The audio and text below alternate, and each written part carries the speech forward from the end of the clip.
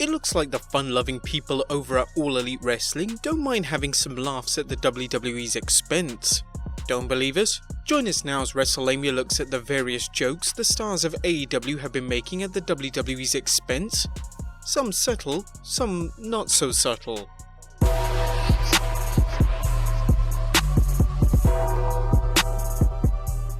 Number 1.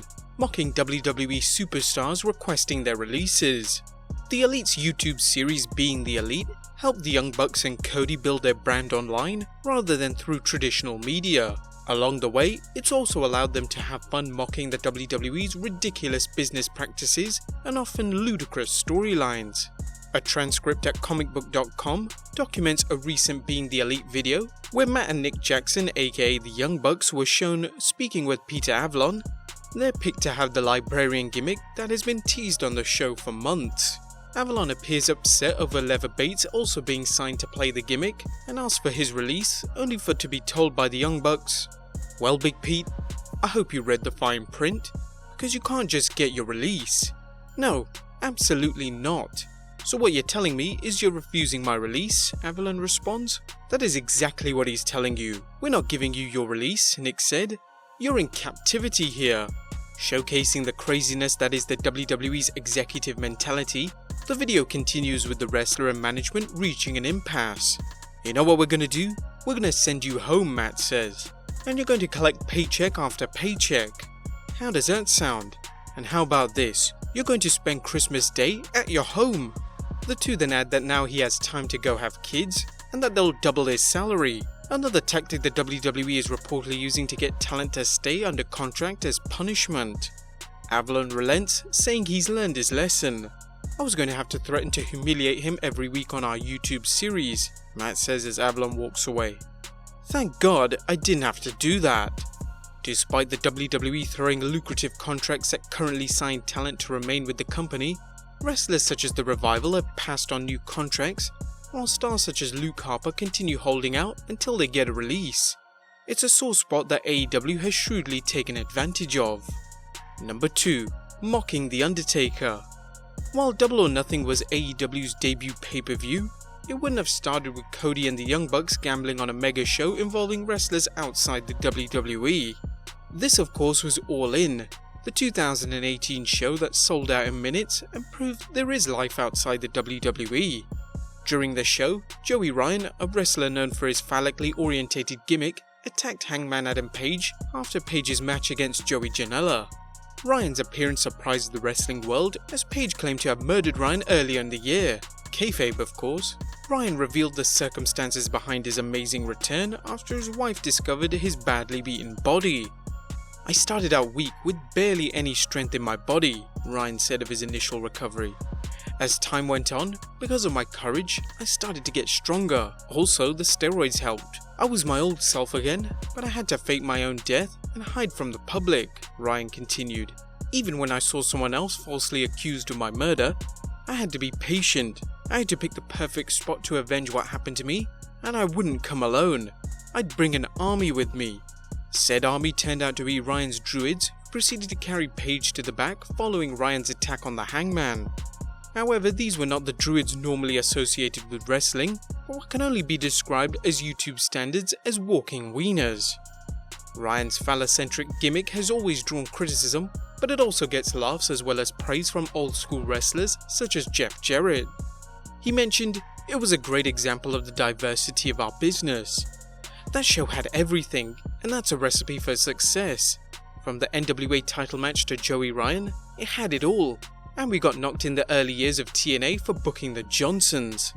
Naturally, Ryan and his friends in Elite were mocking the WWE's often ridiculously larger-than-life angles, including The Undertaker's numerous resurrections. Number 3. Mocking Brock Lesnar's Money in the Bank win. Many WWE fans were surprised to see Brock Lesnar make a surprise appearance in the main event at the 2019 Money in the Bank pay-per-view, replacing a kayfabe-injured Sami Zayn and winning the all-important Money in the Bank briefcase.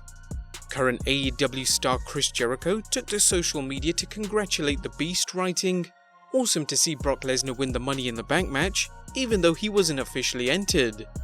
Jericho wrote sarcastically on Twitter, Brock is the future of the biz, and this perfect example of genius booking shows why WWE will remain on top forever. #GoBrockGo. Jericho was merely pointing out what many people were complaining about: Brock Lesnar's unnecessary appearance, as well as the convoluted way he was inserted into the match without any logical explanation. As long as the WWE continues to give AEW ammunition to mock it, you can be certain the new promotion stars will capitalize on it. You can also be certain AEW is in it to win it, given Jericho's remarks that this is a war. Even if you don't want it to be, it just is. There hasn't been any competition for WWE on a national basis for 20 years or more. I think this is something they didn't really want, but it's great for the fans and great for the guys. I think in the long run it's going to make a difference because it gives people a choice. And it's always good to have a choice. This certainly isn't the first time Jericho had made fun of Lesnar. Recall Jericho's previous comments on Lesnar's appearance last January, where Y2J commented on social media, "Intimidation and fear goes a long way in our business, guys. But let's be honest, Brock Lesnar needs to pull up his pants and lose the gut. The dream is over, dude. I don't play by the script."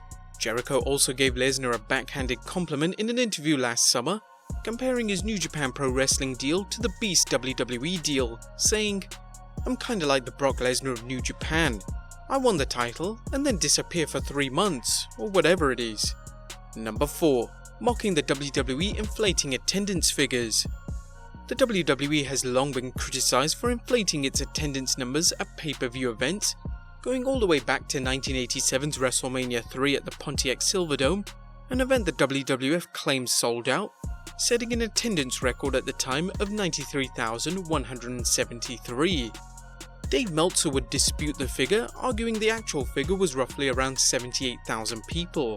Since then, the WWE has been accused of inflating audience attendance figures, so it came as little surprise when the Young Bucks boasted an impressive attendance for Double or Nothing. Prior to the pay-per-view, the Young Bucks joked that there were 20,000 fans in attendance at the MGM Grand Garden Arena, an unlikely figure since the maximum capacity for the arena is supposedly 17,000 people. Number 5. Cody destroys a familiar-looking throne. One of the most overt jabs at the WWE took place during Double or Nothing, when Cody took a sledgehammer and destroyed a Triple H-inspired throne, delighting many fans but angering a few who didn't want AEW to spend too much time bashing the WWE. The Young Bucks explained whether this will be a recurring occasion. Well, that's just our sense of humour, you know? If I see something obvious, I'm gonna poke fun at it. It's what I've done my entire career. So, I'm not gonna stop now that I work for $1 billion company. We won't be doing that every show. Just how much AEW criticizes the WWE remains to be seen. So far, the WWE haven't really responded on television with another jab. And other than Triple H indirectly referring to AEW as a pissant company at the 2019 WWE Hall of Fame ceremony, he answered the mocking at NXT TakeOver 25 media call, saying, There were a moment, with Billy's there, there's kind of sort of this moment where if you don't sort of say there's an elephant in the room, everybody sort of goes, well, how come they didn't mention the elephant in the room? It was nothing more than that, and to be honest with DX, if you don't do that, then we're sort of kind of not doing what we do. And trust me, a lot of that also was not necessarily laid out and planned, and things kind of just went along. So what they are, for me, I don't really even think about it, to be honest. For me, when it comes to this takeover, I just want to put out the best product possible. I'm not focused on anybody else. I'm not thinking about anybody else's creative or what they said or didn't say or anything else.